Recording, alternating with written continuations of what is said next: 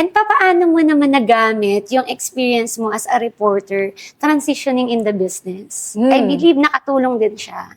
Yeah. Actually, sa ABS-CBN, I learned that confidence is not loud. It's grounded.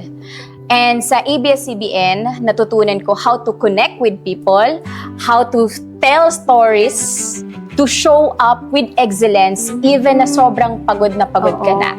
And then, ginawa ko yan siya, in-apply ko siya sa pagnenegosyo.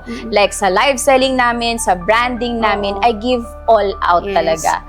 And then, always ko kasing sinasabi that gusto namin gusto namin talaga na ma-feel nila na babae sila, hindi sila babae lang. Yes. Gusto namin yun siya Parang yun talaga yung ibino-voice out mo talaga during your life. Kasi actually nakita ko yung picture mo before. Ibang-iba ka na ngayon. Sobrang ganda mo na. Thank you. Kasi dati parang sa picture mo parang hindi maputi si Miss Chai. Sa mga products namin yan.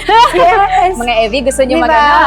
Oo, diba yung Kojic nyo? Yes, thank you sis. Thank you sis. Yes, Yun yung isa sa bestseller. Sobrang viral nun ngayon, yung namin, set C na tinatawag namin na gusto magpalighten. You know, sa mga gusto magpalighten ng skin, they can use whatever products they want. Kasi may iba kasi nagsasabi, dapat mahalin natin kung ano ang sarili nating skin, dapat mahalin natin na kayumanggi tayo. You know, tama naman yun, but to each his own kasi. Kung feel natin na confident tayo kapag lighter ang skin natin, then why not go for it? And then, alam mo yun, kapag gusto ng isang tao na magpalighten ng skin, support natin, diba? If that can make her more confident para sa sarili niya, so, diba, supportahan natin. Ganun dapat. Ayan, nakakatuwa, no? Kasi, actually, nakikita ko na nagla-live selling ka, tapos, syempre, nababash ka.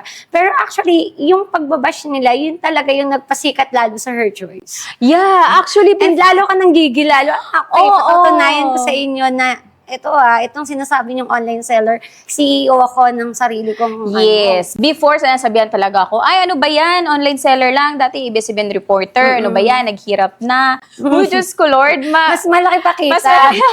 Tama. Mas marangal naman, di ba? Yun naman ang point dun. Marangal naman yung trabaho. And masaya ako sa ginagawa ko. Yun yung pinaka-importante. At hindi ako pagod. Nakita ko, ngayon, ito na yung fruits of your hard work talaga. Yun yung fruit ng pagiging isang online seller. Correct. Na nilalang nila before. Yes, and ako din ay isang online seller. Diba? And na-experience mo rin yung parang, ito na yung success, parang makaka-burnout din talaga if hindi mo mababalance. Kapag ka-feeling natin na burnout tayo, pwede naman tayo umiyak. Alam mo yun? Let's go jogging, let's go walking, para alam mo yun, ma-replenish yung kagustuhan natin sa sarili natin, mahalin natin ang sarili natin. If we need that time out or time first, alam mo yun? Time first. Wag muna, alam mo yun. Tapos if you need to say no, say no. Lalong-lalo na kapag ang mga bagay ay hindi na-align sa values natin. Yes, totoo.